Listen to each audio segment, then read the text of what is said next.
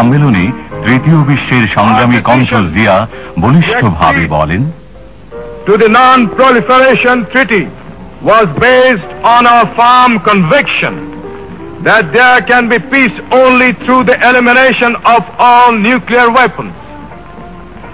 Moves towards the limitation of nuclear armaments and other weapons of mass destruction are important steps in creating an atmosphere of trust and the relaxation of tension.